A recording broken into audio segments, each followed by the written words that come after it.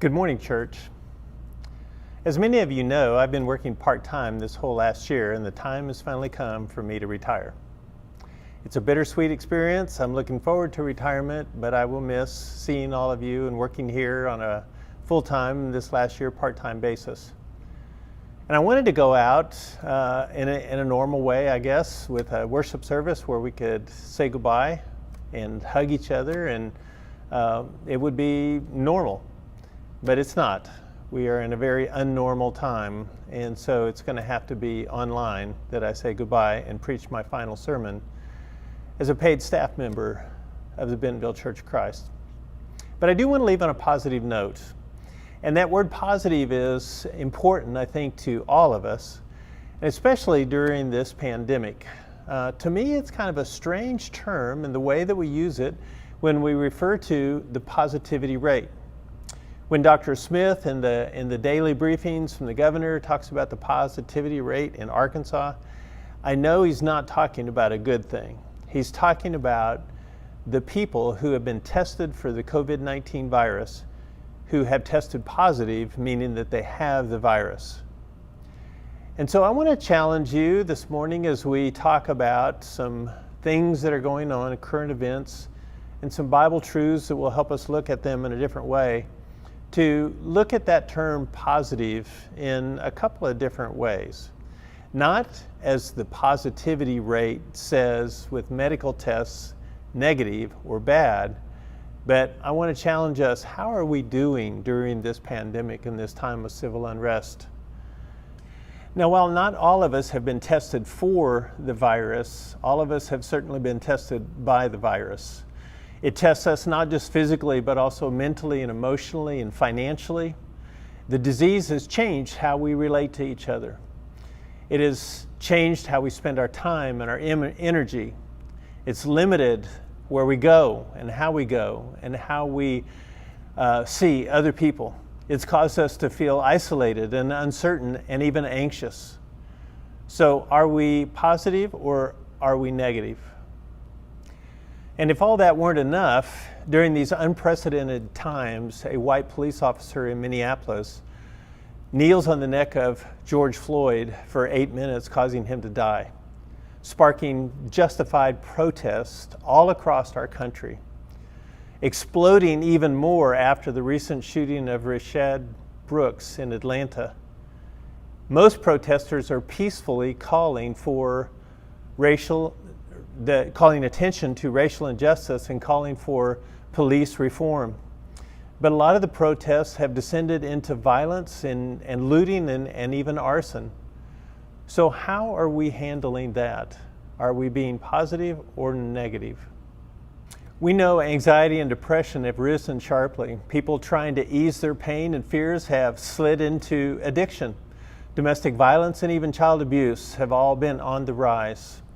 In April, texts to the federal government's mental health hotline were up 1,000% over the previous year. Racial and civil unrest have caused us to feel cross-pressured even more. You know, I was raised to recognize racism only in individual acts of meanness by members of my group, whites. I never recognized it as an invisible system conferring unsought racial dominance on my group from birth, while at those same times, with those same systems and policies, they actually oppress people from different groups, like the blacks. And unexamined emotions on both sides can rise to the level of prejudice and even hatred based on stress and fear, not facts. So we have to ask ourselves, are we positive or are we negative? Yes, anxiety and depression have risen, but so has, sales of bicycles. Bicycles are the new toilet paper, screamed a headline in The Guardian, a British newspaper, last week. My grandson Paul and I went to the bike shop, just kind of bike shopping the other day. We went to 2 bike shops. Neither one had bicycles, and they weren't going to be able to have any more until maybe October or November. A stroll down the bicycle aisle at Walmart is eerie because there's not one single bicycle to be had there. And it's not just bicycles, it's kayaks and swimming pools, and it doesn't take an expert or a scientific survey to tell us that families are out enjoying the parks and the trails more than ever. And they're spending more time together and they're doing healthier things. And that's good. That feels good, right? So it's positive, not negative. And you would have to be blind in order to not see the shift in news and entertainment and advertising towards celebrating the creative ways in which people have served and sacrificed and given and helped and struggled and stayed connected. And they've enjoyed it all and celebrated it all. Families are working from home, they're schooling from home, they're sheltering at home. And even though it's hard, it feels pretty good, right? Changes and innovation in manufacturing and medicine and policy have happened more quickly than we could have ever imagined. Not since World War II has there been a level of urgency and cooperation and a united effort to find good things. And the recent racial injustice has caused many people to open their minds for the first time to search for real answers and enter into deeper conversations and more meaningful learning about why the people are so upset. I just finished reading The Color of Compromise, the truth about the American church's complicity in racism by Jemar Tisby, an excellent book that was recommended to me by Bailey McGee. And it was hard for me to read. To be honest, I would not have considered reading a book like that had it not been for recent events and how they have changed my heart and my mind personally. I'm getting more positive than negative. So here's the question this morning. Why are some individuals and families able to thrive during these difficult times while others seem to fall apart? Well, I argue that it's because of perspective. Those who thrive during difficult times do so because they acknowledge and embrace a reality in their lives that others deny. Let me see if I can explain this using 3 biblical truths. The first truth, you find what you're looking for. In Genesis 37 through 50, there are 2 parallel plots described from different vantage points. One is Joseph's story, and the other is the story of Joseph's brothers and father. Joseph is always looking for the greater meaning, God's hand at work in his life. But Joseph's brothers are not.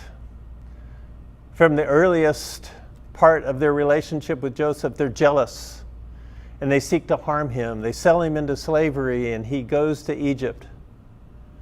But Joseph is blessed by God, sees God's hand at work in his life in everything that he does, in escaping Potiphar's wife, in interpreting the dreams in jail, and becoming the second most powerful person in Egypt, second only to the Pharaoh, in saving many people. The best explanation of those 2 parallel plots come together in Genesis chapter 50, verse 19, where it says, "But Joseph said to them, 'Don't be afraid. Am I in the place of God? You intended to harm me, but God intended it for good, to accomplish what is now being done, the saving of many lives. So then don't be afraid. I will provide for you and your children.' And he reassured them and spoke kindly to them." So when he tells them not to be afraid, to me it means that they were. And I think his brothers and his father lived in fear all during their lives because they rejected something that Joseph embraced. And that was looking for the hand of God at work in the world around him and in his life. You find what you look for. So are we positive or are we negative? The second truth is joy is a matter of perspective. Early on in the pandemic, some religious leaders suggested that it was God's judgment on a wicked world. And it may have been. Early in the pandemic, it was easy to feel that way. But I don't know about that. what I do know is in that James chapter 1, verse 2 tells us to consider it pure joy, my brothers and sisters, whenever you face trials of many kinds, because know that the testing of your faith produces perseverance. Let the perseverance finish its work so that you may be mature and complete, not lacking in anything. Perseverance and maturity come after you find joy in trials. They are a product of a matter of perspective. You see, difficult times make it harder to hide and suffer in silence because help is so readily available and it becomes okay to ask for help. So if you don't ask, it becomes more obvious that it's pride and prejudice and fear that you choose to hang on to over finding help and becoming mature in God. For all of you who are handling this pandemic so well with patience and positivity and creativeness, where do you think that ability comes from? Well, how about if I rephrase it and say it in this way? For those of you responding to the pandemic with love and joy and peace, or grace and mercy and forgiveness, where do you think that comes from? Is that a little more obvious? We all know that it comes from the Lord, and it flows from the springs of living water, that infinite source of hope that only God can give, that is within us. So our second Bible truth is that joy is a matter of perspective. But the third truth is storing up is done unconsciously. So what do I mean? Well, in Luke chapter 6, in verse 45, Luke writes, "A good man brings good things out of the good stored up in his heart. And an evil man brings evil things out of the evil stored up in his heart. For the mouth speaks what the heart is full of." So Luke teaches us about storing up things in our heart.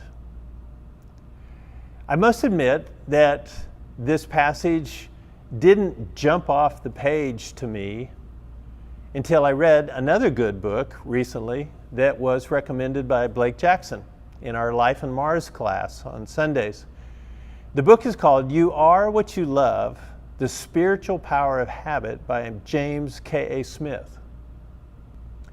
That book helped me to understand more about this verse than anything else I've considered. The good or the evil stored up in the heart is not put there, it's not stored there because I make a conscious, top-of-mind decision to store it there and to cultivate it and to keep it there. Rather, it grows much like a plant or a weed would, which is very slowly, almost imperceivably.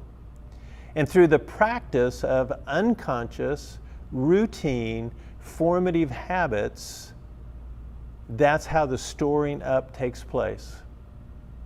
How prepared are you to face the pandemic with grace and faith? And how prepared are you to lean into harder conversations on racial injustice? That depends on a lifetime of formative habits that result in your worldview, much more than a daily decision that you might make waking up this morning. In the Life on Mars class a couple of Sundays ago, we asked the question, what are the liturgies of your home? I had no idea what that meant at first. But it really means, what are the formative habits that you routinely do in your home to form faith and to learn to depend on God in all things? Or what are the routine habits, traditions that we get into that cause us to hide from mistakes from the past or fear the hard choices of the future? Parents know how important it is to read good stories, good Bible stories to their kids, to pray together, to talk about God. And that's worked in your family. And your individual and your family liturgies, traditions we call them, are forming your kids into the adults that they will be. And the interesting thing about liturgies is some of them are just handed down and we never even think about them. Others we have to actively cultivate and decide to do on a daily basis. So the third Bible truth is storing up is done unconsciously. If we're positive or if we're negative, it's taken us a lifetime to get there. So here's the deal. We all agree that things are going to be different as we come out of the pandemic, as we move through this round of race relations conversation. And for you and your family, this may be the best opportunity of a lifetime to embrace and strengthen some new faith-forming habits that, when stored up in your hearts, will give you a new perspective to find joy in every trial. It will make it easier to look for and see God's mercy and grace, helping us to flourish, not just survive the trials, but flourish through the trials. When things look bad, that's when God does His best work. We are Positive Church. We are blessed to be together. We are blessed to be saved. And we are blessed to be able to have a perspective that lets us see God at work in our lives and in our world. God bless you, and I hope you have a wonderful week, and we will see you later.